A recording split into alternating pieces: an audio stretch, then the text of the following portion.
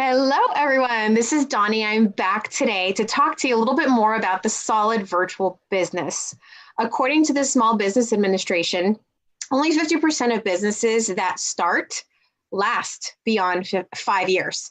And so I kind of got curious to find out what is it about the people that have businesses that are successful beyond 5 years. And so I picked some people that I know that have been running those businesses to find out what their secrets are. And I'm really excited to introduce you to Craig Blanchette because in addition to running a successful virtual business for 8.5 years, right, Craig? Yep. Yeah. Craig is also a professional athlete, right? So he holds umpteen world records. And I'm going to let you fill us in, Craig, in terms of he's an Olympic bronze medalist, right? So you are like a professional athlete. You've been the face of Nike. I was trying to share your video earlier today. But tell us a little bit about your background. Yeah, so I started out of high school, graduated in 1986. Might be before many of you were born, right? So I'm 50 years old, and I started racing essentially as soon as I graduated high school, 1986. I entered my first wheelchair race, ended up placing fifth, and with a fifth place showing in a pro race, I was able to secure my first sponsor. And then with new equipment and a few more months of training, I went on to win the next 9 races, setting 4 world records in the process. And it just was the launch of an amazing experience and really a competitive life of challenges and lots of successes. And this is the deal. Part of what is so inspiring about your story that I love, Craig, is that you talked about how you did wheelchair races, right? Right. Yeah. Wheelchair racing was the sport that I did. And I went to the Olympics, won a bronze medal in 1988 at the Olympics. So yes, I'm racing wheelchairs and hand cycles. Awesome. So one of the things that you talk a lot about now in your business is, it's not about can I, it's how can I, right? Mm-hmm. Yes. And I would love for you to talk a little bit about that philosophy because I am confident that it plays into the fact that you've been running a successful business. Sure. Yeah. We all come to challenges. Actually, the older I get, the only thing that's different really between someone that's older and someone that's younger is, as I call it, perspective. And I just have more experience with life. I've experienced more things. And so I have a perspective as to when something is extraordinary and when things are ordinary.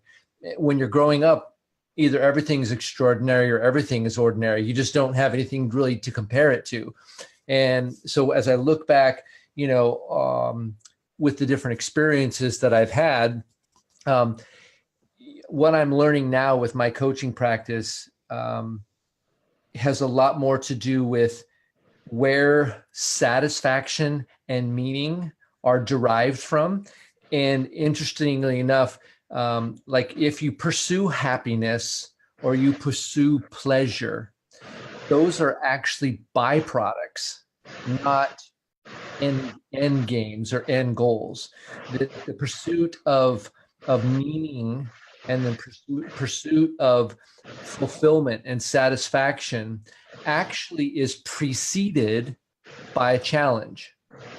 And so when you come up to that challenge in your life, like I've had many, being born without legs, and now I was born with hair, but now being bald, right? We all have these different challenges that we come to in our lives, and we can say to ourselves, because of this challenge, I can't fill in the blank.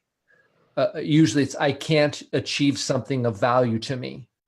Or if we change the words, we step across a threshold into a world that never existed before with the mindset of I can't. When you say I can't, it's a dead end. You stop. When you say, how can I, you step across that dead end and you start to say, Well, I always say this, if I know I can't, but if I could, what's one of the first things that I would need to do in order to get a little closer? And then you do that one thing. And then you ask yourself that question again. And then you do the next thing. And you may not know how to get all the way to the end, but you just sort of baby step it, keeping asking your question, what will be next? What's next? What's next? What's next? And ultimately it comes into a mindset, which I call, how can I? I love that. I love that. And you are such a perfect example of that, right? I mean, somebody could, say, well, I don't have legs, so I can't. I've seen you like skateboard. Yeah. Yeah. It's like, what can Craig not do? Nothing. Craig can do anything. And, so it's so incredibly inspiring to understand that our limitations really truly come from between the ears, don't they? Absolutely. We limit ourselves far before our body limits us. There's always going to be something that is between. In order for the thing to have value, it's got to be earned with effort. And I always thought that things that were hard meant things were bad. And what I realized that all things that are hard are actually good for me. And one of the sayings that I say a lot is, what does hard have to do with it? It's like, it's irrelevant. So what? It's hard. Like, I mean, when you were exercising, trying to get strong, and that was hard, but that was irrelevant because it's part of the process. And I honestly believe that if we start to lean into hard things, we start to push past the difficulty. That's where the satisfaction and the wins happen in life. I love it. Last week, I had the opportunity of hearing John Maxwell speak, and he was talking about how everything worthwhile is uphill. And so I love that. So it's hard. Yeah, that's because it's worthwhile. And so it's worth the investment. And this is the thing, is that with 50% of businesses failing within 5 years, it's obvious that it is something that is hard. And yet some people, do better than others. And work ethic is a given, right? Mm-hmm. I mean, it's a given. You've got to have the work ethic. You've got to have that mindset you just talked about. Mm-hmm. It's no wonder that you have achieved the, amazing things that you've achieved. And yet for the person that maybe is not an Olympic medalist, right? They're thinking, well, he has that in him. Most people aren't, by the way, if you think about it. Most people aren't. Not even 50%, right? Most people have legs, actually, too. So, and hair, probably. So we have that working for us, right? We have legs. You're working the hair, the legs and the hair. You're nailing it, Donnie. You're nailing it. But what I'm curious to find out is, first of all, did you set out, here you were an athlete, did you set out to run your own business? Is that something that you had envisioned for yourself? I would say I've always been a little bit unique. What I thought was unique is being different. And it wasn't necessarily that my desire was different, but usually the ways that I accomplished things were not normal. Like from the earliest stages of my life, I didn't have a wheelchair. I wasn't born in a wheelchair. And so I had I just would crawl around the house, much like someone would crawl on their hands and knees, essentially. And so as a kid, cereal is pretty important to you, right? Who likes cereal? Yeah. Right. But cereal, comes with a bowl and a spoon. And so the bowls are generally on the upper cupboards, right? And the cereal isn't, well, when you're only, I'm only 3'9" as an adult, I'm short, right? And so you have to figure out a way, because cereal is important. And you got to figure out a way to get to that bowl. And so I pulled the bottom drawer out, and then the next one was out a little less and I made like a series of steps. And then I kind of crawled up on them, got up on the counter, and then you got the bowl. And so it's kind of that whole idea that I still had cereal like my sisters and everybody else in the house, but the way that I got to it, I had to create a pathway through the obstacle to the goal that I wanted, which at that time was cereal. And it's been, I guess, that same way that same principle has followed me my whole life. And a lot of times, I know Dr. Anderson, he's one of our mentors, and he says that a lot of times we think that our problems are unique to us, but actually in that way, we're not special. We all got stuff. The question is, are you going to be special in what you do with it? What are you going to do with the challenges that we all have? Because you have your challenge, and that you have this dream of who you could become and who you want to become. And what are you going to do with it? Maybe finances are getting in the way between you and what you want. Don't forget, it's between you and what you want. It's what you want to become, what you want to experience, maybe the things you want to achieve. Maybe it's some things you want to possess, but it's those things over there and you're over here and something in between you. So are you going to settle, or are you going to learn to climb, or learn to tunnel, or learn to run around obstacles, or learn to, I don't know what it is, but what you want is over there. And so what I've learned in my health coaching practice, I have a health coaching practice. It's called Crave Optimal Health. And you can check that out. But what I've learned with my own health coaching practice is that there's some things that I would say are important that you want to look for. You want to look for opportunities that are win-win. And I don't say that in a just a trite fashion. I really mean win-win. So in order for me to win, because I'm always looking to win, but in order for me to win, I have to make sure you win, or we have to make sure you win. So I look to come alongside people, besides people, and I say, what does a win look like to you in your mind? And then they tell me what a win looks like. And then I make that my goal. And I don't know about you, but I just think that's not common, that my goal becomes helping you achieve your goal, and you get to determine what that is, right?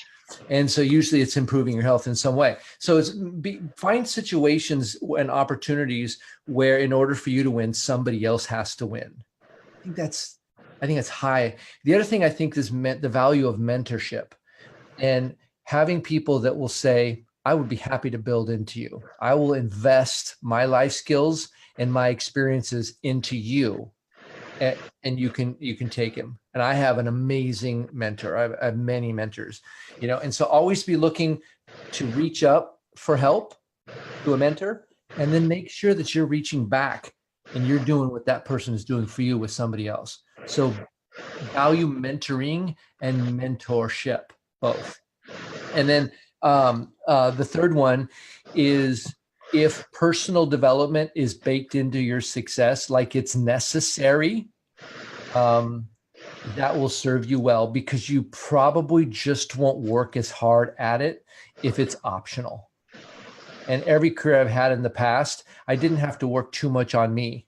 I just had to I sold computers, or I set up technology stuff. And so I had to learn about technology, but I wasn't really working on being a better human.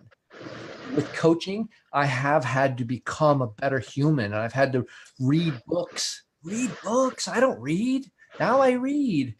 Journaling, doing some of these stuff that seems so non-physical, hard kinds of things.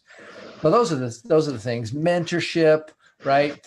Have it baked in where you personally develop, and then look for situations where a win-win happens. Well, I love the different tips that you're offering, because no matter what the situation in life that somebody wants to win, these are great suggestions, really making sure that it's a win for everybody. Because, when you won an Olympic medal, not everybody could win. Like we just established, not everybody's an Olympic medalist. Yeah. And so a lot of times in competition, a lot of times in business, people are thinking, what's in it for me? Yep. What's in it for me? Mm-hmm. And what you are saying, as someone that has been successful, beyond the status quo, if you will, is find something where everybody wins. Find it where it's a win-win situation.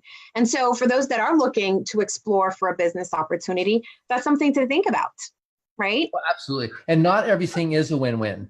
I mean, think about it. If somebody wants to lose 100 pounds and that's a win for them, well, then I make it my goal to help you lose 100 pounds. You're going to invest in my services to partner with you to help you navigate where you are and where you want to be. And then once you get to that goal, then we're going to set another one where maintaining your weight is part of the next goal. One thing I've learned recently is you're either going to set new goals or you're going to redo old goals. Your choice. I would rather lose my weight once. And now with that new weight, that new healthy body, now that's a starting point for the next thing. And then that next thing is a starting point for the next thing. And you're always, I mean, you might get bored with this, but you're going to accomplish a lot of goals, and darn it, you're just going to have to keep coming up with new ones, right? Oh, shucks. You're going to create a whole new reality that you never even imagined possible when you started, right? Yeah, you have no idea. You know, most people literally, they come to me with a physical goal and we help them start to lose some weight. And then at some point they realize that's actually not what they wanted. They wanted to be able to live in a healthy body and continue that for the long time. Because most people, especially this time of year, people will lose weight temporarily. They find it. And I teach people to get rid of it, right? And then they don't just trying to get rid of their weight, they're actually adding. And so then we start to talk about not what you eat, but why you eat. Because nobody needs thirds. Most people don't need seconds. The reason you go back for seconds is not because you're hungry. It's because of something going on up here. So we have to have that conversation, because why not have something that fulfills you now, and it also makes an investment into your tomorrow? I mean, if you both, why wouldn't you? Why would you just settle for a Cinnabon? Because that only serves you today. It does not serve you tomorrow. So you talked a little bit about the whole idea of choosing something that's a win-win. Mm-hmm. You know, what is it that you were looking for when you were looking to start a business? What is it that you were looking for? Well, I was, you know, that's actually one of the biggest challenges. Well, I think I've heard the term dream deficient, that America suffers with affluenza and we are dream deficient. And I think that is the case. We have an abundance of being, you know, the blessings of what we have here in America.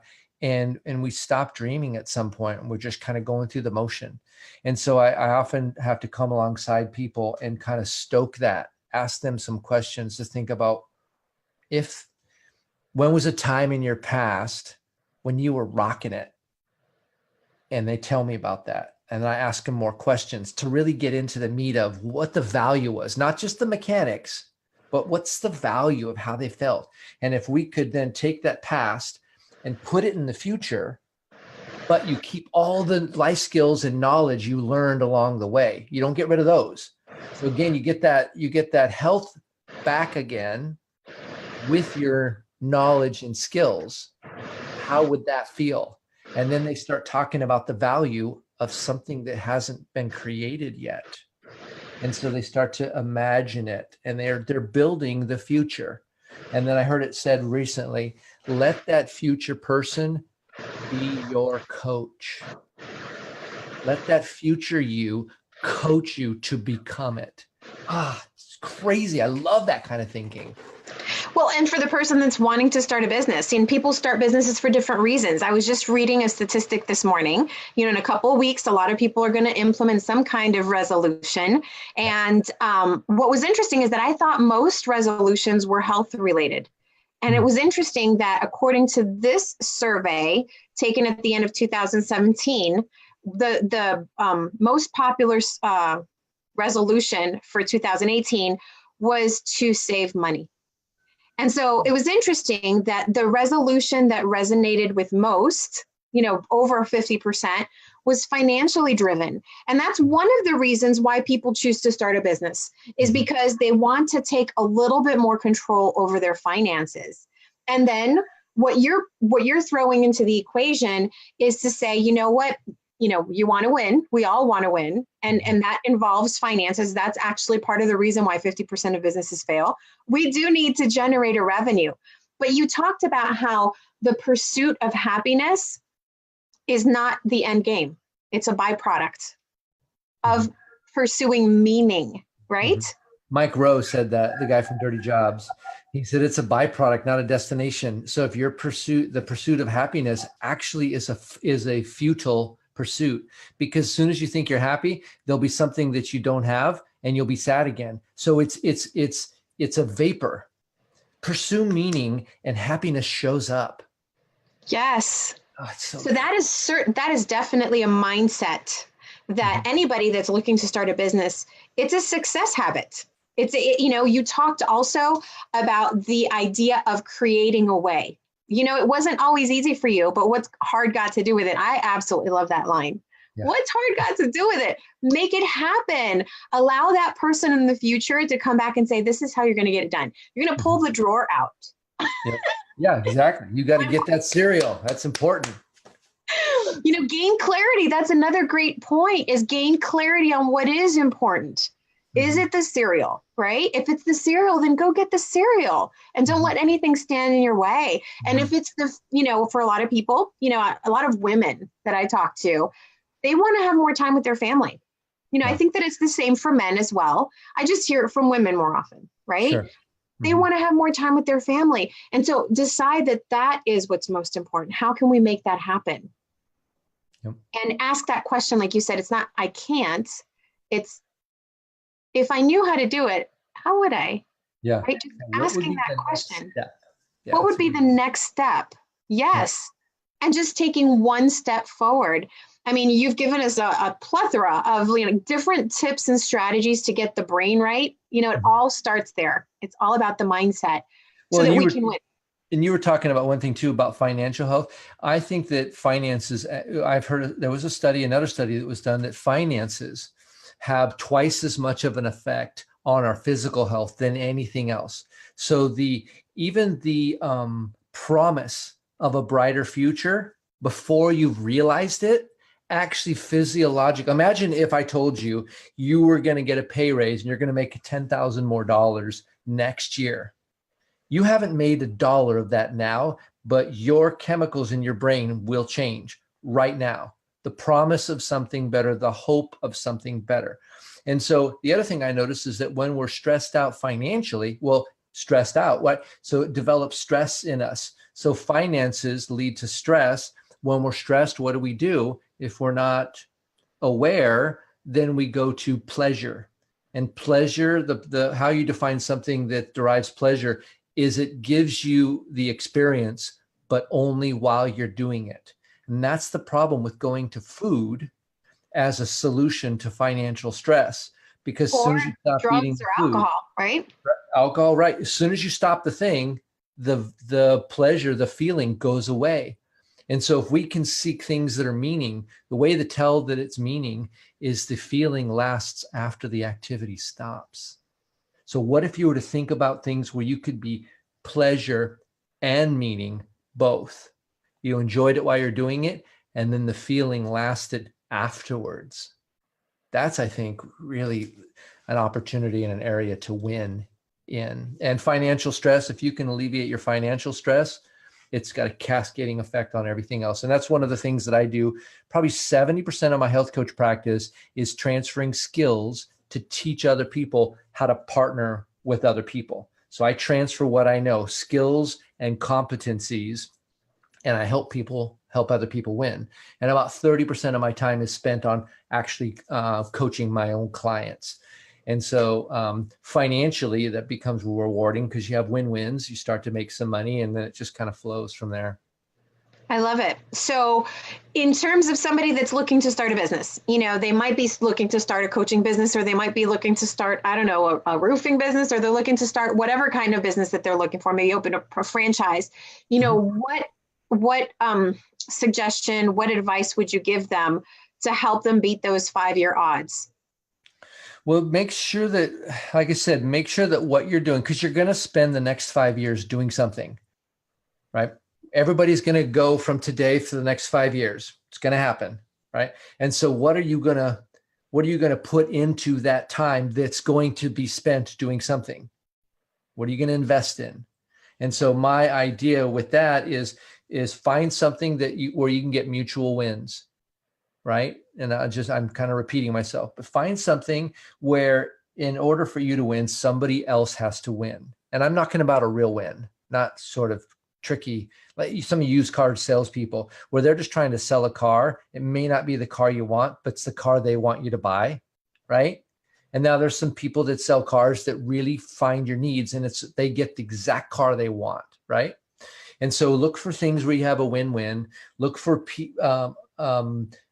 jobs or positions or careers that have personal development baked in, almost like with what I do, it kind of lures you in a little bit at a time. And then one day you look back and you're like, wow, I've grown. I'm better. I've been getting upgrades, and I didn't even really want upgrades. They just came along as part of it. So personal development, basically upgrades. You want to upgrade you. Every one of you watching this right now wants to be a little bit better in your relationships next year.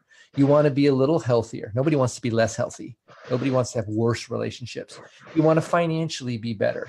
You want to be better at connecting with people, managing your money, being honest, showing up on time. Those are what personal development is. And so you want to be giving yourself upgrades, going from 1.0 to 2.0, right? And then the third one is as part of that personal development, find somebody that it's their job that will build into you, will help, kind of like they'll be like guardrails in your life. And when you're going down the road, you can bump against them and they'll keep you from going in the ditch. You kind of bump off them. That's mentorship. And then you be a guardrail for somebody else. So those are the things that just make the most difference. So win-win, develop, get better, make sure that it's something that requires that. Hashtag upgrades, right? Yes, upgrade. Yep. And then mentorship. Mm-hmm. And not only receive mentorship, but mentor someone else, give back, which goes back to the win-win. And so thank you so much, Craig, for your tips and your insights to help those that are looking to start a business, with how to make it last, how to be successful at creating the life that you want. And for those that might be interested in exploring what you do with coaching, how is it that they can reach out to you? Yeah, you can go to www.craveoptimalhealth.com and you can check that out. And I want to be also clear that I am still a work in progress. Like there are still things that I am not yet that I want to be. And so I'm still learning and working, but this is what I know up to now. And I definitely know I haven't arrived, and I'm going to keep working on it. But craveoptimalhealth.com will give you a little more insight. You can book a meeting with me there and learn a little bit more about what I do. Yeah. So if you are watching today and you are looking for a solid virtual business, please reach back out to the person that invited you today. But if nobody invited you, then please feel free to reach out to either Craig or myself. We would absolutely love to help you create that life that you want, help retrain the mind and adopt the personal development, upgrade ourselves so we can upgrade our reality. Yep. So thank you so much, Craig, for joining us today and sharing your insights. My pleasure. Thank you, Donnie. Have a good one, guys.